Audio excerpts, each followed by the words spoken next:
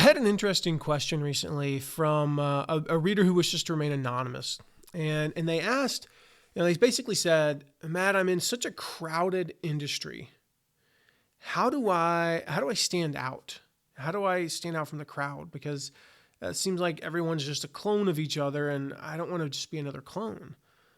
And I told this person, there's really ultimately four ways to differentiate yourself. There's style or personality, there's experience, there's background, and there's method. And I'm going to walk through each of those real quick. But as far as I can tell, I've studied other people that have stood out. I've tried to stand out myself in some way. Those are the four ways that you can stand out. So the first one is this style or personality. This is things like your writing style, your appearance, your speaking style. I stand out a little bit in this area in the sense of, if you read my emails, you read my blog posts, I would fail my senior year AP English class. There'd be so much red ink in my blog post, it's not even funny. I don't necessarily write in a grammatically correct way. I write in more of a manner that I would speak with my friends, or I would, speak with you. And I do consider you my friend, by the way. I speak in a way write in a way that's not grammatically correct. I start sentences with prepositions. I end them with prepositions. When I do the spell check on Microsoft Word, like the only reason I would ever use Microsoft Word anymore, I actually get so many red lines. Now, I use it to make sure I'm not misspelling something or saying something in an incorrect way, but it's saying this is not a grammatically correct way to say this. I'm like, I know, but it's the way that I communicate. I communicate for effect. And so sometimes that means single word sentences and just, weird way of saying things. I can't even, it's so unique. I can't even really think of how to describe it other than I just have my own style. I have my own communication style.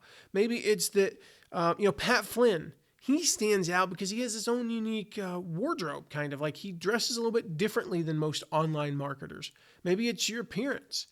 Maybe you have crazy hair, or you're going to wear a tux. I don't know. Tux may be a little bit weird. But if it's part of your brand, to wear that, then do it. Maybe it's your speaking style.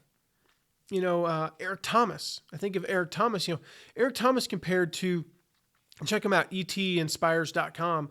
He stands out from Tony Robbins or Darren Hardy or Jack Canfield because he comes from a very different background. And he comes from, an urban community, and his speaking style is very different. And I can listen to him sometimes and go, well, he's speaking in an inappropriate way. That is not the King's English. Well, you know what? I live in America and we don't have a king, so I don't really care. My grandmother, would be 106 years old now if she were still alive. She used to say, use the proper King's English. I'm like, what king? So if you have a king, then yeah, you can use the King's English, I guess. But, that's not effective. And even Tony Robbins knows this. There are times where you've got to veer off the course of correct English and, be grammatically incorrect to communicate well. So maybe it's your writing style, your appearance, your speaking style. It might be the colors that you use on your website could even be a way that you have a different style or personality. It might be that you always tell a personal story and tie that into a message. It might be that your writing style is, I think it's Dan Rockwell at The Leadership Freak. All of his posts are under 300 words, and they're mostly bullet points. Maybe all of your posts are lists. Maybe all of your posts begin with how to. I don't know.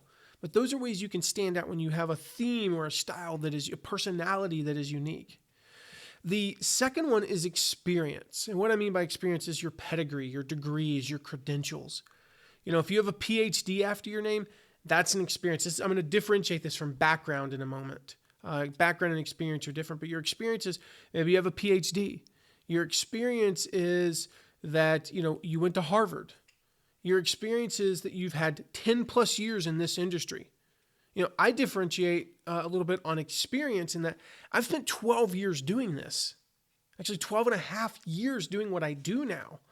The reality is this industry, affiliate management, JV director has only been around for about 15 to 18 years, and yet I've been doing it for 12 and a half. So by default, I've been doing this longer than 97% of the people in the business. And that's experience. Credentials might be more of, I've worked with guys like Michael Hyatt, Ray Edwards, Jeff Goins, Lewis Howes, Brian Tracy, Nick Stevenson, these big names in online marketing. I've worked with them. I have a great client roster. And I can say, this is my experience. So think through what kind of pedigree do you have? What kind of degrees do you have? Credentials do you have? A client list that you have, et cetera, et cetera. That's your experience, and you can very much differentiate on that. Now, you're back. Oh, and let me be clear. That can work in reverse too. That can actually work in reverse. And I'll give you an example. When I was 22 years old, I ran for the local school board. And at that time, I don't know if this is still true, this is 14 years ago. At that time, I was the youngest person in North Carolina to ever make it through a primary election. I ran on the fact that I was 22 years old, that I didn't have the pedigree, that I didn't have the credentials, that I didn't have letters after my name, that I hadn't been an educator for 37 years as one of my opponents had been, that that I was new. That's what I ran on that. And so it can work that way as well. And I think my slogan was, I think it was a fresh face for, this involved the words fresh face or new, something like that. A new age in education was one of my slogans, but a fresh face for something was the other one. And I ran on that fact. I said, you know what? I'm young. I just graduated from high school 4 years ago. I can relate to today's students. That's why I'm an ideal candidate. And it worked. Ended up losing in the general election quite badly, but I never had a chance. My goal is to make it through the primary. So it can work both ways. Your background is more like your story, your upbringing, your failures, your successes. Background is more of a story format. Background is, I grew up with a single mom, and I always joked that, she worked 3 jobs just to keep us on the right side of the tracks, but I was close enough to the tracks that I could see them from my bedroom. And so that's shaped who I am growing up with a single mom. My story is that my dad left when I was 2, and that shaped who I am. My story is that I've been fired 4 times, twice by the same company, once by my own dad. That has shaped who I am to be what I refer to as utterly unemployable. I have to be an entrepreneur. I don't have a choice. I can't work for somebody. I never worked for anybody more than 1.5 years. Only once in my life did I ever leave a job of my own volition, because I chose to leave and left on good terms. Otherwise, I was getting fired. And so that's my story. My failures are, in many ways, those. My failures are my first business, that the reason it failed is because I tried to scale way too fast. In affiliate marketing, specifically, my failures are, here's the things I learned from doing stuff wrong.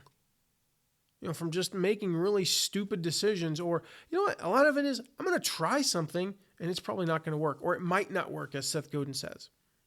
So that's your background. You can differentiate very, very well on background. Going back to Eric Thomas, background, single mom, never knew his dad, grew up, became homeless, was eating out of, living in abandoned buildings, eating out of trash cans, went on to get a PhD. That's his background. That's his story. And he differentiates himself from all the others who maybe grew up middle class. Maybe he's black, and a lot of the people in this industry are white. And so that's a very big differentiator based solely on his background. And then the last one is your method. This is the way you do it. You can differentiate yourself simply based on doing stuff differently. Example of that for me is we have a formula. We have a series of things that we do to differentiate ourselves on how we run affiliate launches. We have certain methods that we use, that we share on this blog all the time, that we use that are different from the way other people do it. The live leaderboard, doing the live leaderboard. No one had really ever done that before we started doing that a while back. And so now everybody's doing it. It's not really much of a differentiator anymore, but we also differentiated ourselves by creating these graphical leaderboards with pictures and stuff, kind of gamifying it. Now, a lot of people are doing that, and it's not really that much of a differentiator anymore. But for a period of time, that differentiated us. We differentiate ourselves on method in many cases. So again, style or personality, your experience, your credentials, your degrees, your pedigrees, your background, which is your story, your upbringing, your failures, your successes, and then your method, the way you do it. Those are the 4 ways you can differentiate yourself in any market, any niche. It's crowded or uncrowded as it may be, you can stand out from the crowd those 4 ways.